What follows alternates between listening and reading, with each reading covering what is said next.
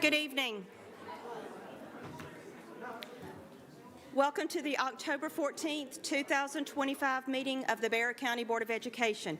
It's good to see you all here. Looks like we're going to have a crowd. Some folks are still coming in, so glad you are all here. Hope everyone had a great fall break week. I certainly did. I got to spend some time with my youngest grandchildren, and this week my oldest three had their fall break, so I'm getting 2 weeks of fall break fun.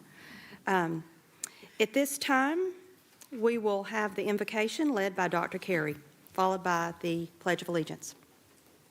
Let us pray. Dear Heavenly Father, first of all, just thank you so much for everything that you give us every day, each day. Lord, thank you for your grace and your love. Lord, thank you for the joy and peace in our hearts. Lord, I come to ask tonight just that we have wisdom and clarity in the things that we do for the board, the things that we do for our students, our staff, and the community. Lord, lift us up, give us strength, and give us power and integrity. In Jesus' name, amen. Amen. Amen. Let us stand.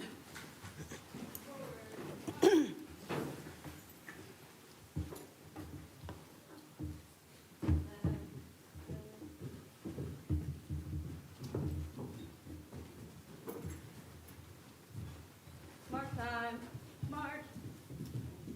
Turn left. March. March. Colors. Hold. Post. Colors.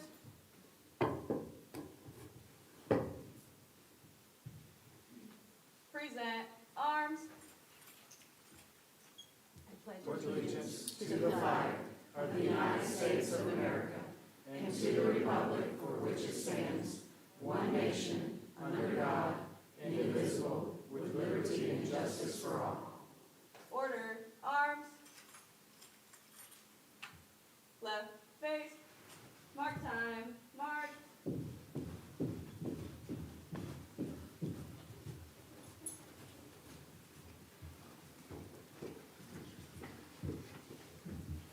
Colors. Hold. Left. Face. My name is Cadet Captain Kendall Lee. I'm Cadet Command Sergeant Major Amara Harper. I'm Cadet Corporal Angel Murray. I'm Cadet Primary David Kinship. Right. Face. Forward. March.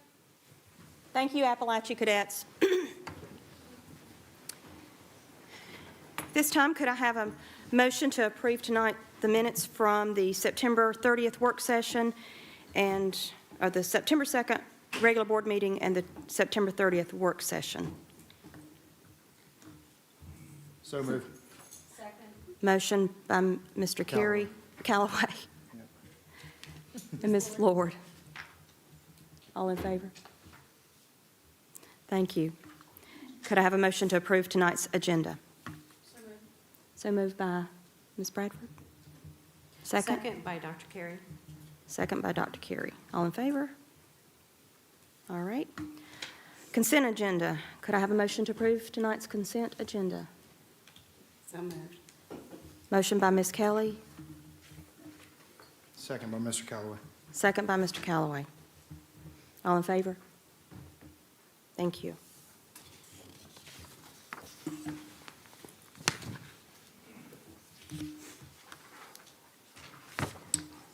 And then tonight's superintendent recognitions. Dr. LaDuff will share some good things happening in our system.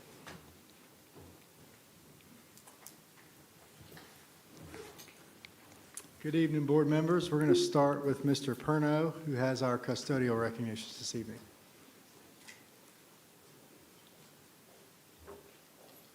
Good evening. Thank you for allowing us to recognize our custodian of the month.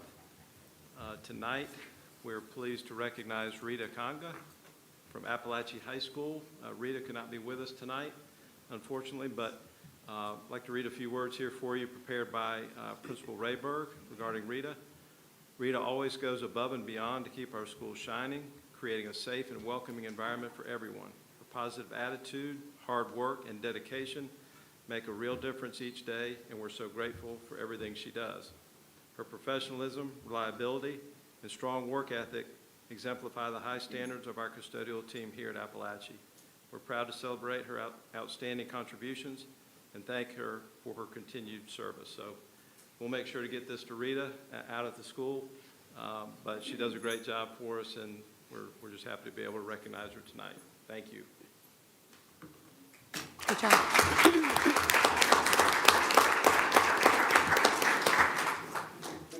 We'll now ask Mr. Ayers to come up and join us for transportation recognition.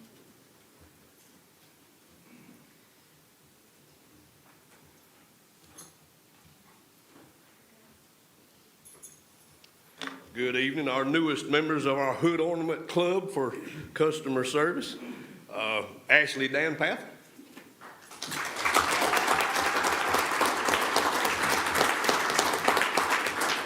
It's also rumored Ashley's one of those, if she gets to the school early with the elementary crowd, she'll read to them, do math problems and stuff like that. So she might want to sub at a school if you talk to her right. So anyway, we appreciate her.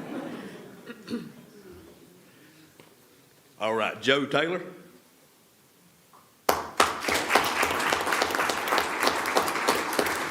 Some of the criteria is attendance, so we may have to revoke Joe's for the moment right now. So anyway, we'll get him a little bit later. Keith Warwick.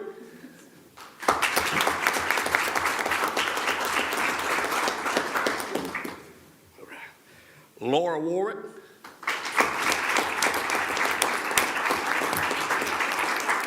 And they are a husband and wife team. Y'all know we encourage families and all that, just not taking vacations during the school year as a family. So other than that, we appreciate it and everything. So thank you, guys.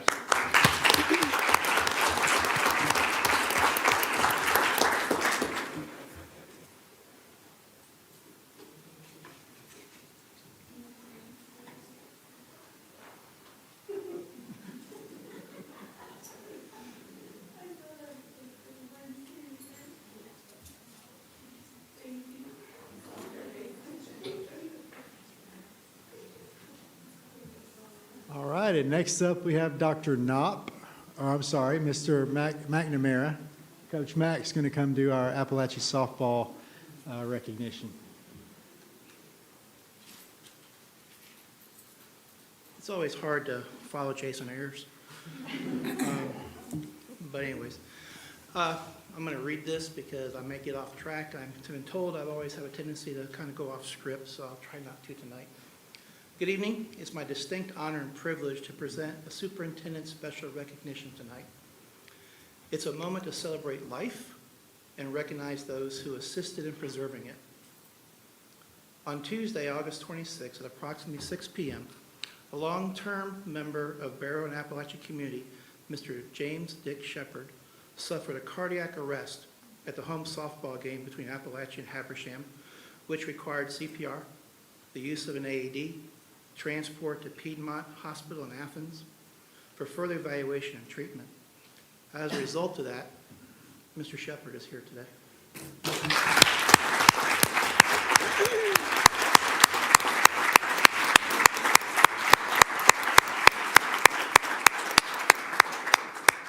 The American Red Cross teaches cardiac chain of survival to all those who take CPR and AED course. The 5 links are early recognition of an emergency, calling 911, providing early CPR, early AED use, and transport to definitive hospital care. Mr. Shepard received all of those links due to individual that attended that ball game. AED Brands, a company that has provided Barrow County schools with AEDs over to our district over the years, recognizes what is called Heart Heroes. These are community members that provide care when care is needed. There are several Heart Heroes tonight. I would like to present a certificate of recognition and a Heart Hero Challenge coin. On one side of the coin, it talks about courage, commitment, response, and honor. The other side talks about life in general. So when I call your name, not to embarrass you, but if you would, come up here, please. First 2 individuals I'd like to call up would be Miss Erica Riddell and Mr. Matt Riddell.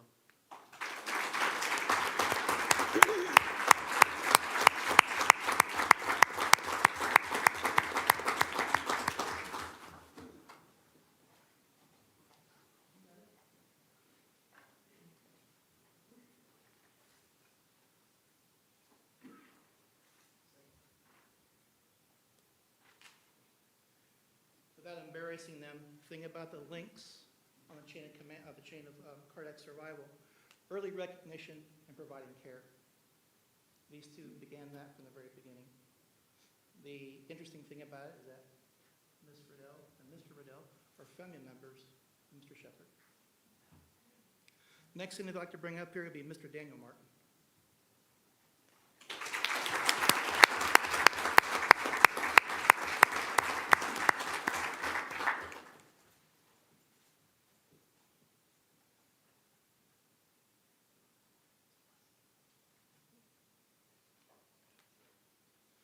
Mr. Martin called 911.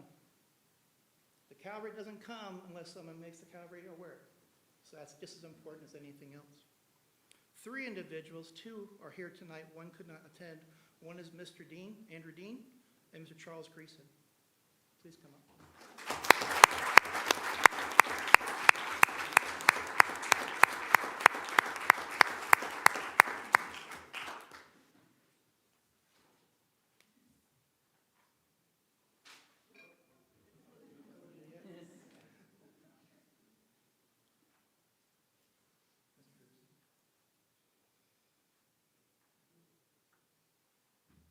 Third person was Miss Haley Gillian. Miss Gillian is a nurse practitioner in the ICU, but she's a parent of a Habersham player. She also assisted. Mr. Greason and Mr. Dean applied CPR, as well as Mr. Riddell, and also applied the AED that provided the shock that needed for Mr. Shepherd. Miss Valerie Lancaster and Mr. Rick Houlihan.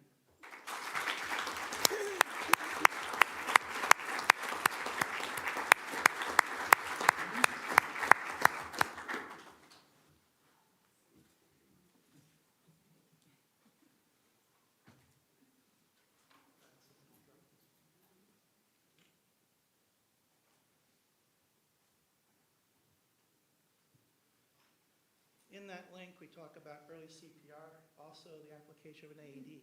These 2 individuals knew where the AED was on our site, retrieved it, and was able to use that for Mr. Shepherd. Final person is Miss Courtney Sosby. Miss Sosby.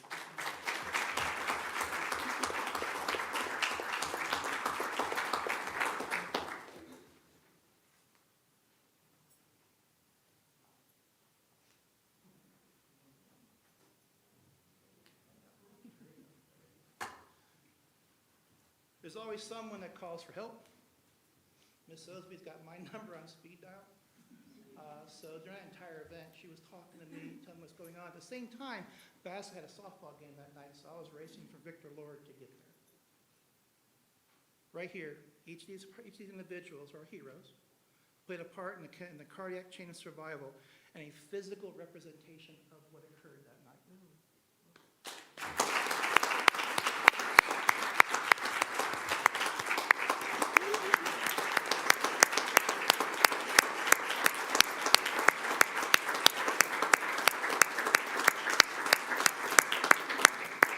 One last thing on a personal note to Mr. Shepherd. I would never wish anyone to have this go through what you did. However, I'm very glad it happened at Barrow County Schools. We had the right people at the right place with the right equipment to assist you in this endeavor. We look forward to seeing many, many athletic events for you to attend.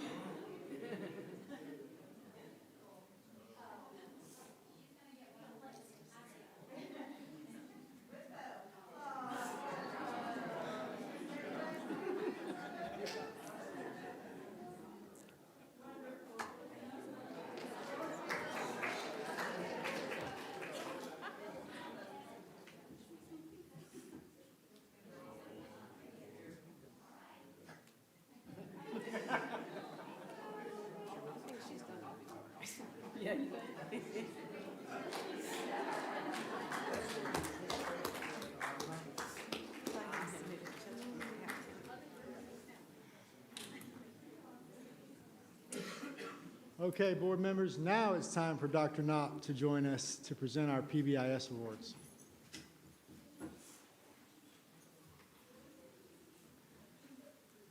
Good evening. I am here to present the distinguished schools that we have for PBIS for Bexar County. Thank you for allowing me a few moments this evening to recognize an outstanding achievement across our district. It's one that reflects hard work, dedication, and collaboration of our students, teachers, staff, and school leaders. Tonight, I'm proud to share that 6 of our schools have been recognized by the Georgia Department of Education with the highest level of PBIS designation, which is PBIS Distinguished. This honor is not only a symbol of our school-wide excellence and positive behavior support, but it also speaks volumes about the positive culture and climate our schools are building every day. PBIS, which stands for Positive Behavioral Interventions and Supports, is a proactive approach to establishing the behavioral supports and school culture needed for all students to achieve social, emotional, and academic success. At its core, PBIS is about consistency, clear expectations, building relationships, 3 things that are essential for any thriving learning environment. To reach the distinguished designation, a school must not only fully implement PBIS with fidelity, but also demonstrate positive outcomes through data. This is decreased disciplinary events, improved attendance, and a noticeable shift in student engagement and behavior. This is the highest level of recognition a school can receive from the state, and it reflects multiple years of sustained efforts and leadership. Please join me in congratulating these schools and PBIS coaches, as well as their admin, and their entire school communities. Your commitment to building a safe, respectful, and inclusive environment is shaping the lives of our students in a meaningful and lasting ways. These schools are not just meeting expectation, they're leading by example. As the district coordinator, I'm incredibly proud of them and of this accomplishment, and I look forward to supporting even more schools on this path towards PBIS excellence. So tonight we have Auburn Elementary. We have Dr. Lauren Carter, who's here with us as the principal, and we have Cindy Johnson and Marty Lucas, who are the coaches.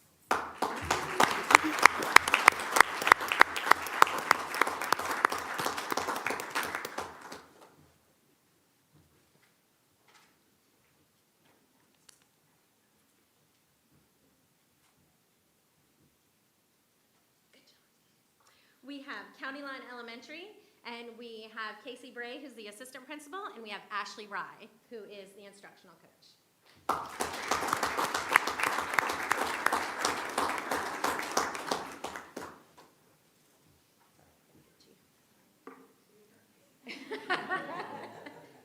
We have Kennedy Elementary. We have Mr. Newport, who is the principal, and his coach, who was unable to attend, which was Amanda McClellan.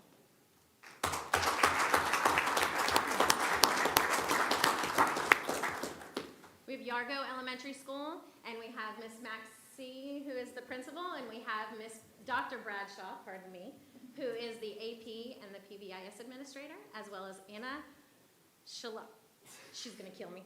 Shalashovic. Man, I've been practicing.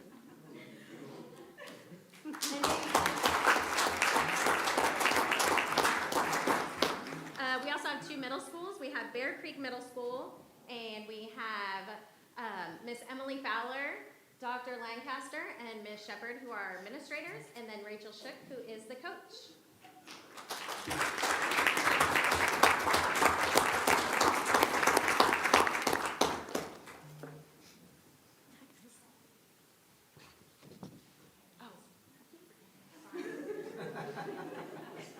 Sorry, I'm trying to do your job. I don't know.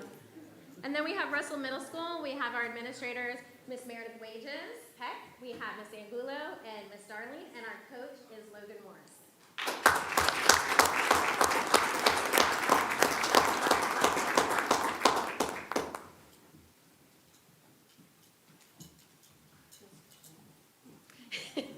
It's like the red carpet.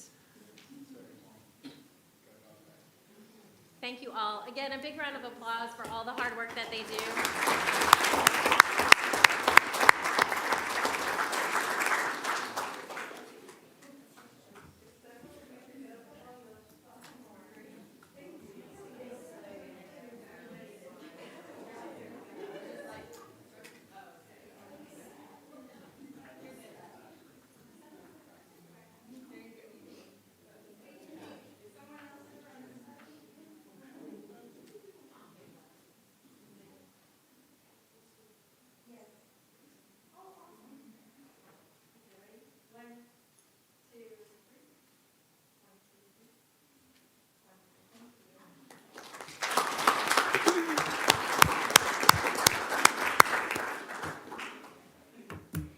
loving all this positivity tonight.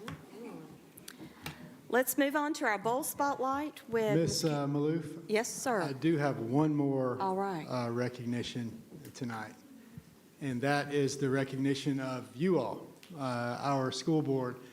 We were notified, as you know, over fall break that you guys have received the award from the Georgia School Boards Association of it being an exemplary board, which is the highest honor that they bestow on boards of education. And I want to say on behalf of our community, thank you. It's indicative of not only the hard work that you do that is often thankless and the time that you put in, but also the way in which you lead our system and always putting students first. On a personal note, I'd like to say, as a superintendent, thank you. I would imagine that it's not easy for anyone to be a new superintendent. It certainly hasn't been easy for me, but you have supported me, you've challenged me, you've asked that I think about some things differently, and it's made our system better, it's made our community better, and I just want to say from the bottom of my heart, thank you for your leadership, and I am blessed to be a part of our team. And I've been saying this all day, but I'm going to say it one more time. I am excited about the work in front of us and look forward to continuing our work on behalf of our students together. And that concludes recognitions tonight, Ms. Miller.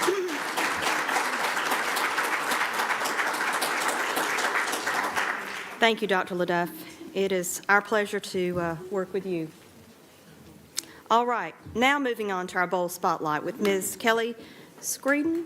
Am I pronouncing that correctly? Okay, from Horizon. Good evening. Thank you for letting me speak with you tonight. I'm Kelly Screeden. I'm the proud administrator at the Horizon program.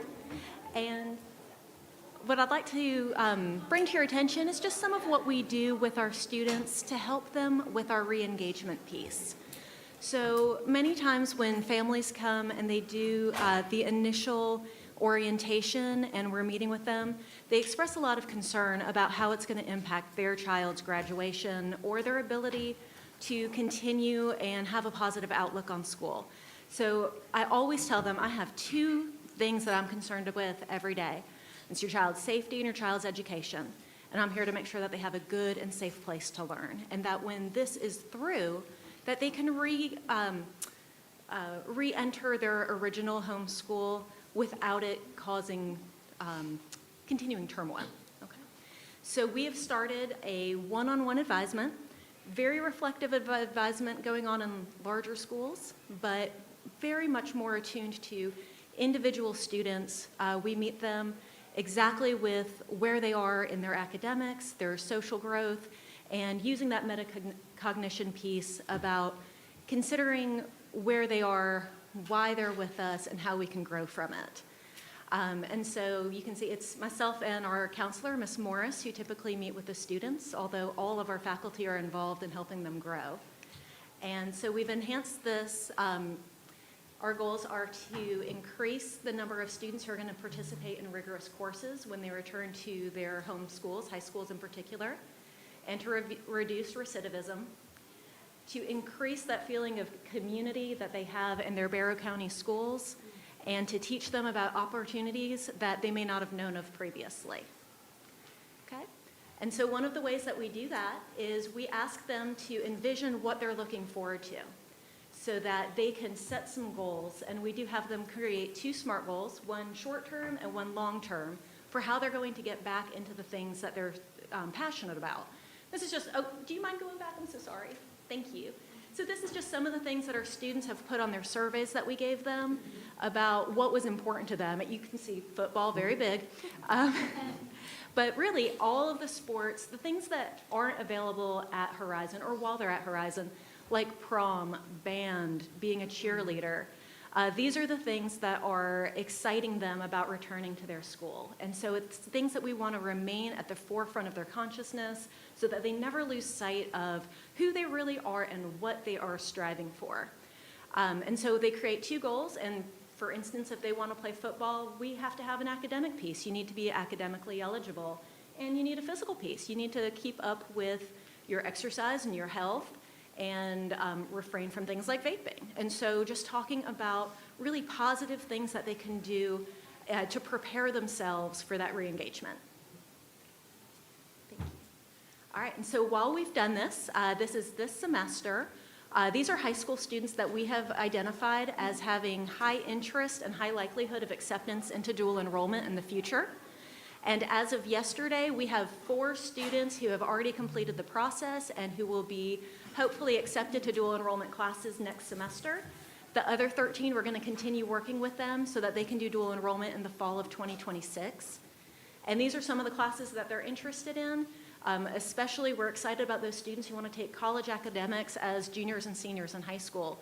We also have several students who are really excited about possibly participating in the welding program or learning more hands-on crafts. And so Mr. Culp from Sims Academy has been wonderful in working in a partnership with us and giving them some real hands-on real specific attributes that they can do and what they can work towards. All right. We also have 3 students who are high achieving academically, and we're encouraging them to go into advanced placement courses when they return and showing them what that can do for their GPA and how that can help them access Hope Scholarship and Zell Miller in the future. And so these are some of the classes that they're interested in exploring in the future. And we have found 5 students who we believe will be eligible for credit in lieu. So they are bilingual and don't have foreign language credit already. So we'll be working with them to help them get these 2 credits on their transcript, freeing up 2 spaces in the event that they need credit recovery or other opportunities or just fun classes to take that they can look forward to. And again, with that re-engagement piece. And of course, it strengthens their college applications. And for graduation preparation, just some of our success through this, we've identified unit repair that students had missed out on to help complete and correct their transcript, credit recovery courses. We have 12 new juniors and seniors who had not yet done their Georgia Futures accounts, who are now using it, who are able to track that for their Hope Scholarship and Zell Miller. And we're giving them many lessons on what that looks like and how they'll continue that process. And then we're also taking virtual field trips to different colleges around Georgia. So if they decide they want to go somewhere rural versus the city, we're pulling up colleges in different towns, different areas of the state, finding out what they're interested in, looking at those programs. And we're getting on Google Maps and we're walking around the campus and around the city and helping them explore parts of the state that they've never seen before and maybe schools they've never even heard of. But something to look forward to and some excitement for the future. And then, of course, we're also working with our middle schools. We're always focusing on reducing recidivism. Those who are getting a little nervous about going back are working with the administration at their home schools to kind of bridge that piece. Because if they have been with us for a long time, sometimes going back into a big environment, they start to get nervous. And so it's to give them a touchstone back and to build that transition prior to returning. And we're also identifying really bright 7th graders who had not yet taken advanced coursework that we believe are going to be ready for algebra in the 8th grade so that they can start taking high school classes in middle school. And so giving them something to look forward to as well. So we're on the rise. Thank you. Appreciate all the good work you're doing, Ms. Greedon, with Horizon. All right, moving on to our presentations and discussions. We'll begin with Dr. Kurtz, Chief of Staff Report. If you don't mind joining me. Thank you for sharing your time and wisdom with us this evening. We have one action item for the board's consideration this evening. That's with the Branch Resiliency Center. But before formally making that recommendation to the board, we'd like to share some information about our current recovery supports at Appalachia. Dr. Bowen will summarize key student supports. I'll do the same for staff supports. And then Mr. Dakin will share some information about the Branch Resiliency Center, their mission, and how it will support our entire community. Thank you so much. Mr. Bowen, Dr. Bowen. Good evening. It's my pleasure to bring the board an update on current student supports at Appalachia High School. I want to start with a special thanks to Kelsey Zimmer, who continues to do a fantastic job as our recovery coordinator. We appreciate our school counselors, our administrators, our social workers who are identifying and meeting student needs on a daily basis amid the ongoing recovery. As approved by this board, 2 grant-funded full-time behavioral health tech clinicians were hired, Melody Bloomfield in March and Drew Thomas in July. They each serve at least 20 students on their weekly caseloads with regularly scheduled sessions. They also serve another 10 to 12 students each per week as walk-ins, which are unscheduled visits. The sessions usually last about 45 minutes, up to an hour if needed. This blend of scheduled visits, but also open time for walk-ins, indicates the most impacted students are getting regular visits and regular help. But we also still have time and a capacity to serve students who walk in with unscheduled times and needs assistance. Some other supports that we'll mention briefly tonight are the Wildcat Wellness Den, which is where the clinicians are stationed every day. It's also a safe place for students who may need to take a minute to refocus or possibly even de-escalate from a mental health crisis. They can go into the Wildcat Wellness Den. We have identified a certain group called the Impacted Student Group. These are students from the most impacted classrooms who began meeting last year and continued that through the summer. They continue to meet after school monthly. They also participate in various activities. Some of them are engagement or support lunches and other activities that they're able to do together. These are the students who were in the most impacted rooms. Along those lines, we've developed a care team which begins their meetings this week. And these meetings are designed to track the academic and graduation progress for our most impacted students. How is this tragedy impacting them moving forward? And we're making sure to stay close with them and support their needs. The team is made up of school social worker, school counselor, administrators, recovery coordinator, district support admin, project aware reps, behavioral health clinicians, and other school staff. It's just another way to try to support our most impacted students on their journey through high school and recovery. Wellness Wednesdays is a time during advisement when the classes who were together during the shooting, second period last year on September 4th, they continue to meet even after classes changed for the second semester last year. They are continuing to meet monthly this year during an advisement time during the school day. Appalachia felt very strongly it was important to keep that group time for them to come together monthly and remain close and supportive of each other. A mural has been done in partnership with a group called Paint Love. They collaborated with this group to create a mural in the school in August and September. Along with painting, the students were taught art therapy and breathing and stretching techniques. It sounds fun. Lastly, I'll mention our Project Aware folks, and specifically, I'd like to mention Jade Baker, who is our Project Aware clinician in the building. Jade is at Appalachia every day and continues to serve all students needing mental health support and connections to resources. So we appreciate Jade's efforts. And now we'll hear about staff supports. All right, just like the student clinicians, we do have grant-funded staff clinician. We have one full-time clinician supporting our staff through a partnership with Northeast Georgia Medical Center. They provide a licensed professional counselor trained in trauma-focused cognitive behavior therapy.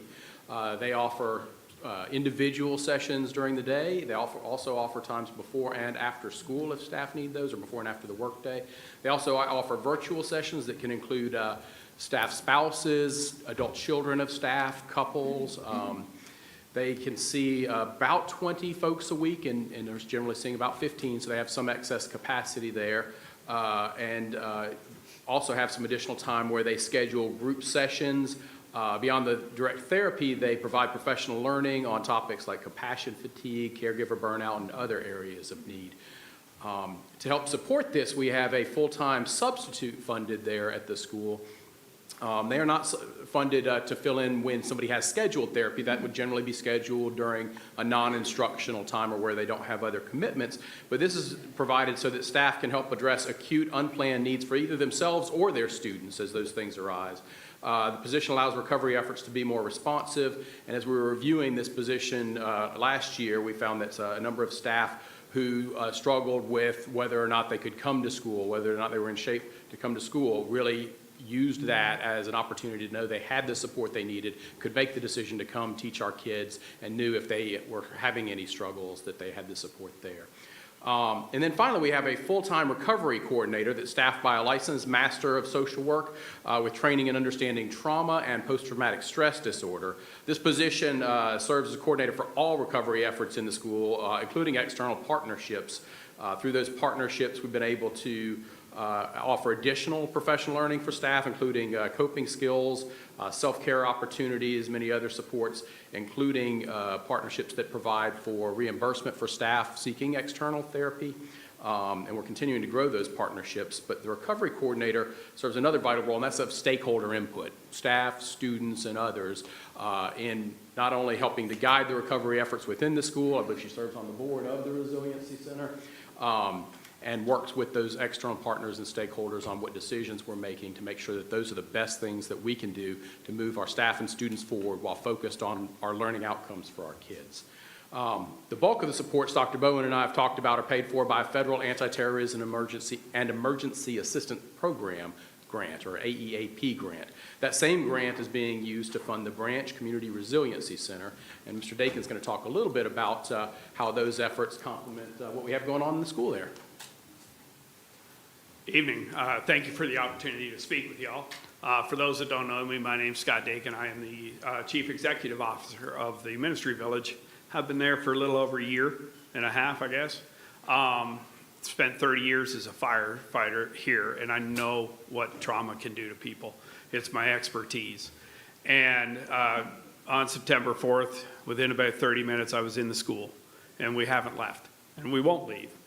And because of that commitment to help you all, and because of that commitment to help this community, we were approached by the group that is running the AEAP. And to be honest with you, I turned them down several times because I had way too much on my plate at the time. But they approached us because everybody was saying we needed to get this branch going, this resiliency center. And we agreed to do that.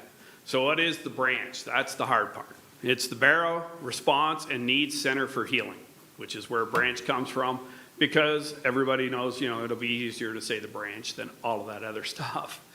But it is an initiative that we started here. The Barrow Ministry Village has been in existence since 2012. We offer practical mental health through licensed clinicians and interns, and we also offer crisis response. We came together with the community. There was a lot of urgency. There was a lot of compassion throughout this community. One of the things that I can say I'm very proud of as a Barrow Countyan for a little over 30 years now is this community came together in an incredible way. And this community has continued to come together in an incredible way. And that is something that I can tell you from my research is spoken about around the world. There is more spoken about the way Barrow County responded than about the shooting itself. So we wanted to create the branch as a dedicated space, and it's to support those most affected, those that are at the school and the surrounding area. Our mission is to provide a centralized, long-term response and recovery center that meets the mental, emotional, and practical needs. We want to help. It's more than mental health counseling. It is so much more than that. And we want to be able to help people no matter who they are, or where they are, or what they're coming from. We want to be able to help them. So we offer stuff like crisis navigation and case management. They'll meet with personnel who will walk them through their story. They'll see what resources they need, even if they're not aware of the resources. We'll offer professional counseling and therapy, group support and peer recovery, such things like art, music, expressive therapies, health and wellness. All of this is it is trauma-informed counseling services, trauma-informed art and music therapy. You would be surprised how different people respond. And the advantage to this is we're there to help them in whatever way they want the help. Not everybody wants to sit down with a counselor. And that's just a fact. And not everybody wants to, as much as appreciation is, not everybody will want to sit down with a counselor at a school. We're offering that extra support. And like he said, Kelsey, you guys got a champion in her. You guys did so well with her. Wow. And we've partnered in so many ways with her already, and we'll continue to partner with her throughout this, because this is not a year, this is not 2 years, this is years of work ahead of us. So we're offering stuff like that, even the life skills and financial coaching, because this affects so many different ways, and we want to be able to help people where they're at. So it is person-centered. What does that, each individual walking in the door, no matter where they are or what their walk in life is, what do they need? It has to be trauma-informed, and it is community-driven. We are very much focused on partnerships. This is not just the Ministry Villages branch. This is not the branch by itself. The branch is reaching out to partners already, developing different partnerships to help and offer, and it's long-term focused. I said the day after, I said to a lot of people, this is a decade or better. And that's what we want to do, is we want to build this branch to be here for years to come, well beyond the AEAP grant that is providing for this. The board of the Ministry Village is actually already committed to, let's seek other funding. Let's see where we can go to make this last for a long, long time. The board for the advisory board for the Resiliency Center is consisting of a lot of different people. We have Alex Ward. I don't know if y'all know him. Alex is actually the president of it and one of our biggest supporters. And Kelsey's a part of it. We have people from Family Connection. We have the Athens area coordinator for crisis response is a part of it, because it needs to be a lot of different options and a lot of different ideas. I would love to continue building this, and what we're looking for right now is a place to start the center, because people need a building to walk into. I thank you for your time and willing to answer. Yeah, before I move on to a recommendation, do members of the board have questions for any of us? So I do if no one else does. No. So why does the branch not operate out of the current building that was gifted to the village? Room-wise. It is currently operating, but I don't have office space for them. Right now, I have about 5 different offices that have 2 to 3 people in it. So what other buildings have you looked at? We have looked at numerous buildings. We've looked at a building with Chico's. We have looked at a couple of buildings over on Exchange Boulevard. The problem with them is they're wanting 5 to 10 year leases, and I can't commit to that right now. We've looked at buildings in Winder. There's been issues with some of them. We looked at a building in Winder where the roof was leaking heavily and they refused to fix the roof. And there's not a whole lot of office space available in Barrow County. The other thing that we look at is the convenience of it being that close to Appalachia for those that want to seek the services. Your teachers can come down there, and it's a 2-minute drive if that's where they want to come for services. Thank you. Other questions? Yes, I have plenty, because I'm totally opposed to this. I have one. You were talking about partnerships. Mm-hmm. And one of my concerns, I know going back to COVID, this district, I talked to many, many of my constituents. We had and is this still true? I'm sure it is, that we still have a shortage of mental health people for them to get resources, especially in this county and anywhere close. Is that true? Would that still be a true statement? That's true for anywhere. There is not a lot of there's not enough mental health resources. Right. And so being a partnership, not only would that be good for our teachers and students and people here in Barrow County to have it local, would that be a true statement? Yes, it would. And I will say, as you talk about that, when we made the commitment shortly after that, when we were talking to some of the staff about their needs, we knew that the counseling that we offer is not going to be enough because of the demand. So we've already built partnerships, and we have some of your staff going to places in different counties that are our partners. And the advantage that we have, we set it up, is with these if you go through us to these partners, you're still covered at no cost. We take care of that. But it's an advantage because there's not enough counselors. Right. Roughly how many counselors or how many people would you have? Well, we at the Ministry Village, we currently have 8 licensed and 4 interns. And then our partners, throughout all of our partners, we have probably an additional 15 to 20 counselors. So that would just be an asset for our I community. think it would be, yes.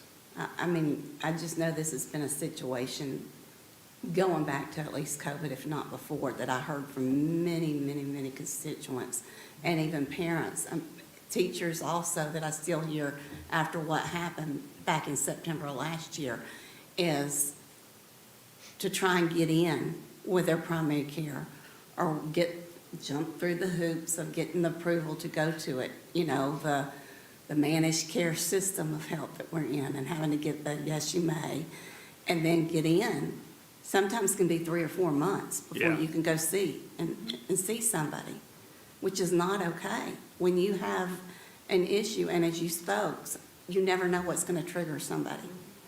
Yeah, and it's still, I mean, the waiting list still is an issue for any agency out there, just because the demand is so high and there's not enough counselors. And I understand some of the concerns that some people have brought up on the board, but from my thing, it can be something simple.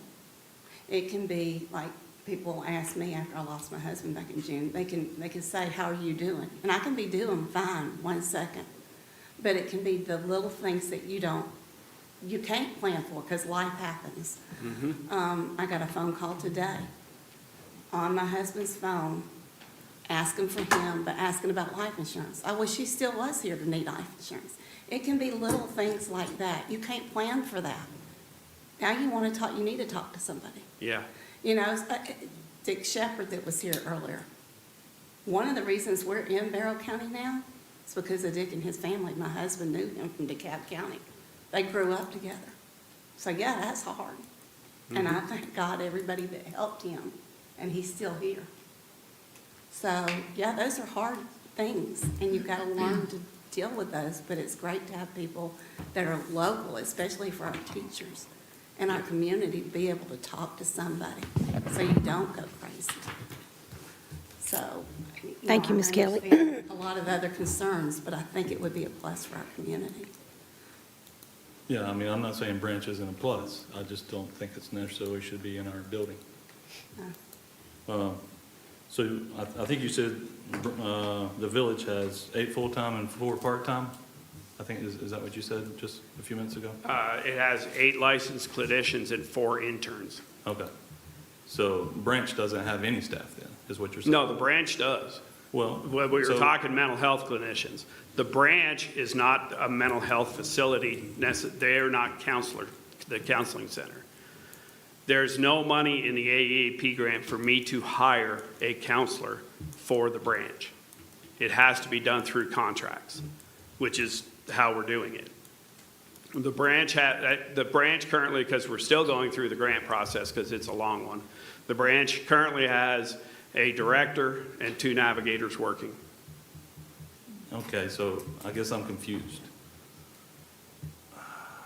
I thought the reason you wanted that Branch wanted Chi East was because of the layout of the rooms, how it might help with therapy. Yes. But Our Branch isn't supplying contract them. counselors But- will go there and meet with Can I clients. finish? Yeah.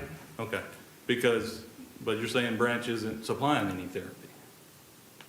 So that all they need is office space. No, the branch will supply it, it's just not staff, it's contract. Counselors will show up there and counsel there, but they won't be direct staff because there's no money in that grant to do it. They will pay for contract, they will not pay for staff.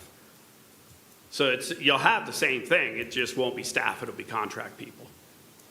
Okay, so is that contracted through the village? We're just kind we're- of playing the shell game of moving money? No, there's no shell game, it's all part of the AEAP grant. Well, I understand, but I'm saying if it's Every creating dollar one has thing, to, every dollar the has to village go just through bill ministry. the other. Yeah, every dollar has to go through the ministry village. So the branch is not a, So wait, is the grant with Branch or the village? I'm sorry, what? Is the federal grant with the branch or the village? The federal grant has to go through the village. Okay. As the so- fiscal agent, the branch would not exist. The AEAP grant requires there to be a fiscal agent existing. The branch, they also do require the branch to be a separate total entity, why it has its own board and things like that. But y'all are also saying it's not a separate total entity, that it's under the village. So there seems to be some blurred lines that can get people in trouble. Yeah, I mean, No. If it has to be separate, it's got to be separate. It can't be associated. So And just like we get. And I don't want to get the school board in trouble or the district in trouble. Yeah, And yeah, well- because it's already been mentioned in previous board meetings that there's already this partnership that exists, which worried me at the time, but now we're trying to set that partnership now, so I'm confused of whether the partnership previously existed as mentioned in previous meetings, or if we're establishing it tonight. So you have a number of things in there to unpack. Yeah, I agree. Yeah, And that's so- what worries me, because it seems like there's a lot of stuff going on. Yeah. The AEAP grant is a federal grant that flows through a state agency called CJCC, which is Criminal Justice Coordinating Council. Right. And that's how grants work. Just like the federal dollars we get flow through the state. Right. And the state dollars we get flow through you guys. You are not the state. We are not the state, but we still use state and federal dollars. But the local control occurs right here with this board. Similarly, the branch has a board, and that's where the local control occurs. The fiscal agent would be the ministry village, and that's required by the grant and the CJCC. So that's where the separation is. This partnership would be a lease agreement, so it would be an agreement of leasing space for money.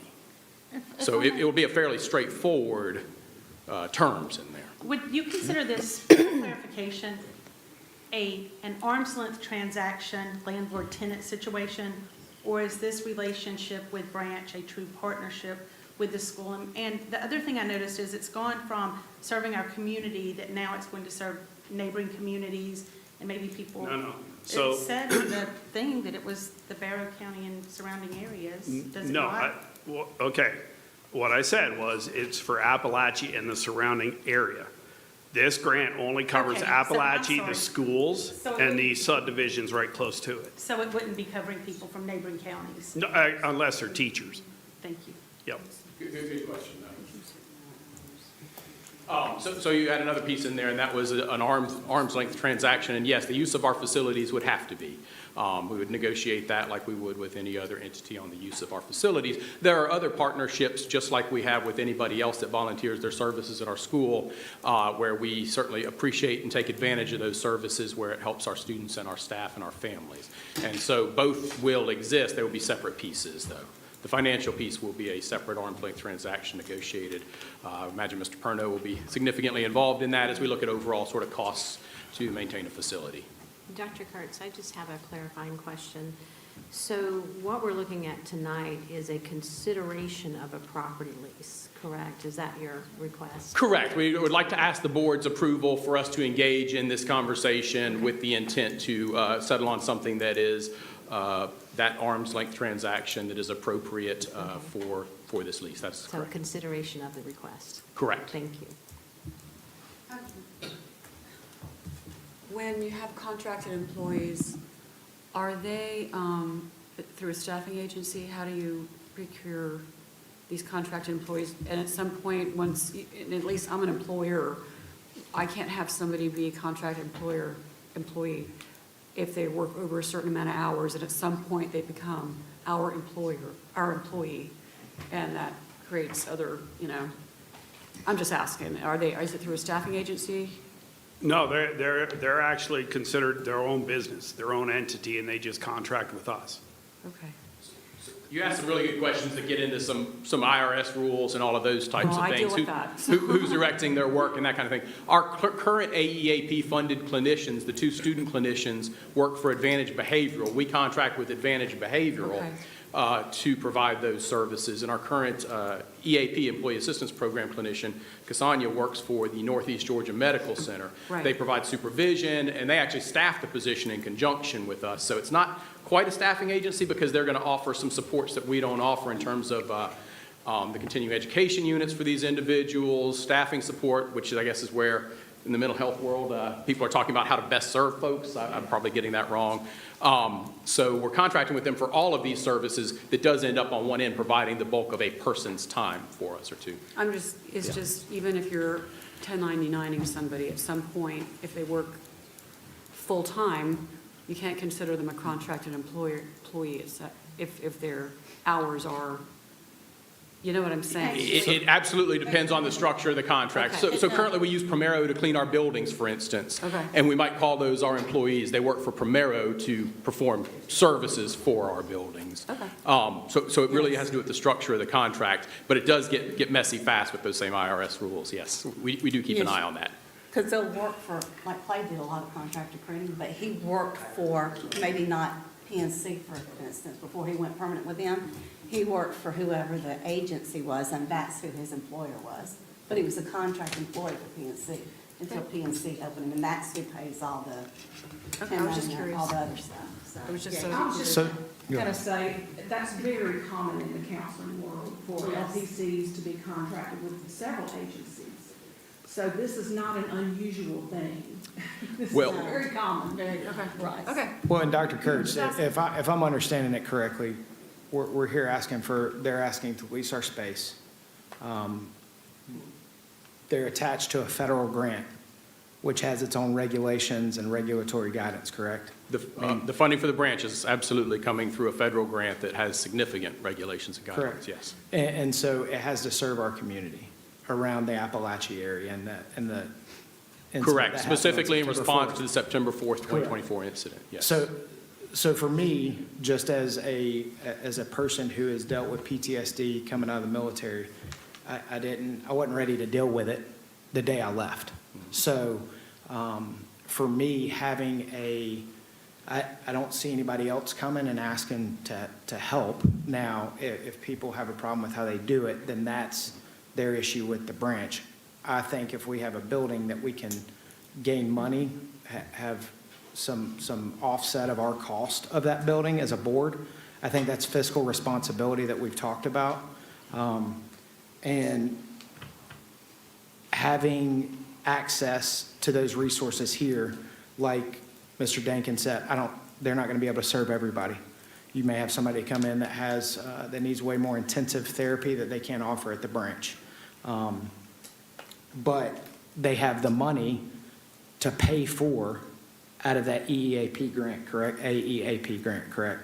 So, while there's obviously controversy around everybody's feelings on everything, I think, in my opinion, Madam Chair, I know we're not moving to anything, but I would say that having access for our teachers, we've given them that time frame, so having them in close proximity, we could shuttle students from Appalachia East to Appalachia during the school day when we had the need for Chi East. So obviously, it's in relatively close proximity for some of these teachers that are on their work breaks. I mean, they're teaching, what's it called? Planning Periods. When they're on their planning periods. So I just think that why would we turn down a resource when we've heard from teachers as board members this whole time that they want more resources, they need more resources? Well, if we give them an extra resource and they don't utilize it, then I imagine the grant money will dry up, and then this will be not even a point of discussion. I know at the school level, we do need to show utilization, that's right. Correct. I assume the same is for the Resiliency Center. Okay, just clarifying. Thank you, sir. Other questions or thoughts? Yes, so since it is contract employees, how can we ensure what training and supervision and ongoing support that the staff will receive, given the trauma-focused nature that people they see will need? Jim, I mean, the way we've done it in the school, I don't know if you do the same. I mean, this is for the branch to answer. Yeah, we do it by negotiating that into our contract. Yeah, and counselors are required to do CEUs and continuously train. And counselors that are under this contract for the Appalachia stuff are required to have trauma training. Okay, and so,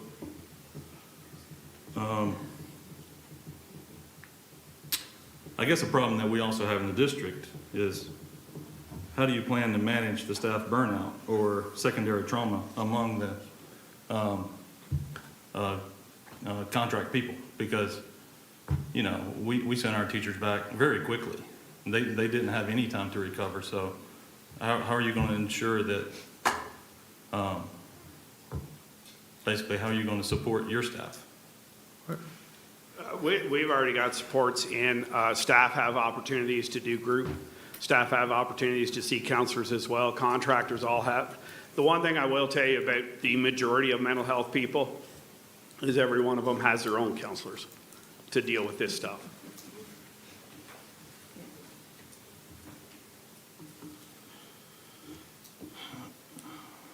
All right, so and probably my last questions is basically your first funding is all from this grant, correct?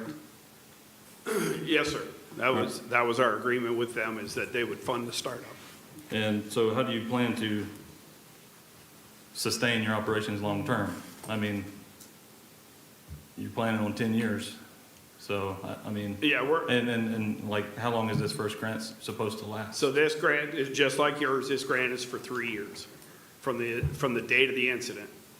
And And we're already a year in, trying to get everything going still. okay, So, I'm sorry. so we have 2 years. The board is, there's already people working on our behalf at state and federal levels to try to get funding beyond that. There's meetings with different foundations, there's different grants we're seeking. And I cannot guarantee you anything. I can't, because that's just the world we live in. But I can tell you that people are going to work as hard as they possibly can to make this last. And I'm assuming the lease would not be a 10-year lease. No. Well, because we're just considering it now. We don't have anything written down supposedly, so.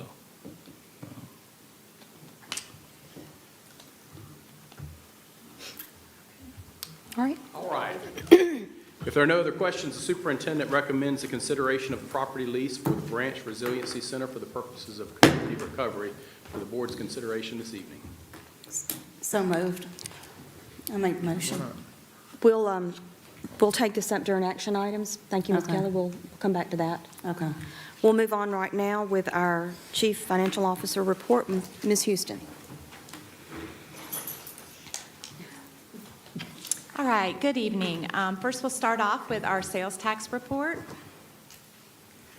All right, our sales taxes for the month of September collections was $1,814,534. So if we look at this same time last year, we're not really increasing in sales tax, and so that kind of concerns me for consumer confidence and spending. However, it could be that the prices of things have gone down over the past couple of years, and so that's why the sales tax hasn't increased. So it's nothing, we're going to watch it and just keep an eye on it, and but right now, hoping that it's just the prices that have gone down and consumer confidence is still going to spend their money during Christmas. So we'll soon see those numbers. All right, moving on to our general fund. For the month of September, our year-to-date unassigned fund balance is $39,755,000. That's 18% of our budget. Our total fund balance is $68.6 million. Our total revenues year-to-date, $35.2 million. Our total expenditures year-to-date, $56.2 million. And our total revenue just for the month of September was $12 million. Our total expenditures for the month of September, $20 million. And as y'all know, property taxes went out late, so we haven't gotten any collections yet, especially in the month of September. Hopefully those will start rolling in this month in October. And then we have our detail of our general fund. If any of y'all have any questions? Moving on to our special revenue fund. This is year-to-date, August 31st, 2025. Our year-to-date revenue is $1,851,000. Our year-to-date expenditures, $2,950,000. As I always say, this is reimbursement grants. These are federal funds, so it's reimbursable, so we have to spend the money and then ask for reimbursement. So we'll always be behind in our revenues compared to our expenditures there. For our capital projects fund, our revenues were $8.1 million and our expenditures 4.4. You'll notice there's a transfer in up there for our capital projects funds. That is $6 million that we in from our debt service fund. So when we turn the page for our debt service fund, you'll see an expenditure, a transfer out for $6 million. So we started this fiscal year with $9 million in our fund balance for our debt service, and we only had to spend $3.3 million on our debt service for July.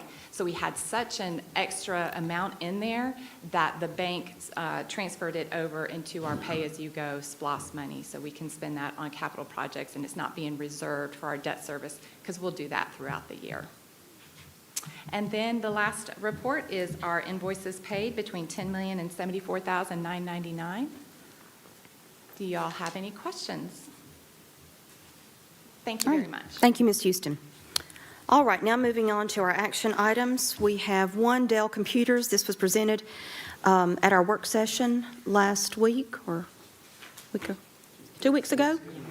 It's the superintendent recommended awarding the purchase of the Dell computers from low bid respondent Dell of Round Rock, Texas, in the amount of $519 per computer, 250 computers for a total of $129,750, and further authorization to use this RFP for any additional Dell desktop computer purchases through December 31st of 2025, subject to normal board approval and reporting guidelines. Do I have a motion to approve this purchase? So moved, Dr. Carey. Motion by Dr. Carey, Second. second by Ms. Maddox. All in favor? All right. I think Ms. Lord is recusing. All right, thank you. All right, and then moving on to consideration of the property lease for the Branch Recovery Center. The superintendent recommends the consideration of the property lease for the Branch Recovery Center for the purpose of community recovery. So moved. Motion by Ms. Kelly, Second. second by Ms. Maddox. All in favor? All opposed? All right, one opposed. So we're 7-1. All right, motion carries. All right, I don't believe we have any requests to appear tonight, and we do not need an executive session tonight, is that correct? No, ma'am, no personnel. All right. With no further business, we will adjourn.